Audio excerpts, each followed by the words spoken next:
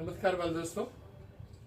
Typical problem of mathematics standard 10 n is equal to 6n minus 2 ના પ્રથમ એટલે કે ફર્સ્ટ 5 પદ એટલે કે ટર્મ્સ તમે મેળવો।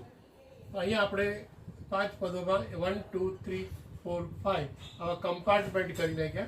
તો a1 મેળવવું હોય તો a1 is equal to 6, n is equal to 1 by 2, 6 minus 2 that is પહેલું પદ છે એ 4, બીજું 6 into n is equal to 2 minus 2 તો 12 minus 2 બીજું પદ મળે છે 10, a3 એટલે કે ત્રીજું પદ 6 into 3 minus 2, 6 3 the 18 minus 2 that is 16, આ ત્રીજું પદ 16 મળે છે।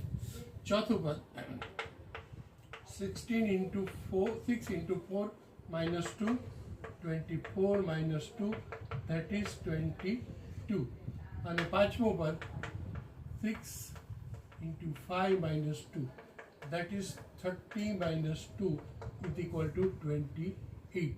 એટલે શ્રેણી આ બને છે, એરિથમેટિકલ પ્રોગ્રેશન આ બને છે 4 10 16 22 28। પ્રથમ પદ 4 અને ડિફરન્સ જોઈએ તો 10 minus 4 એટલે 6।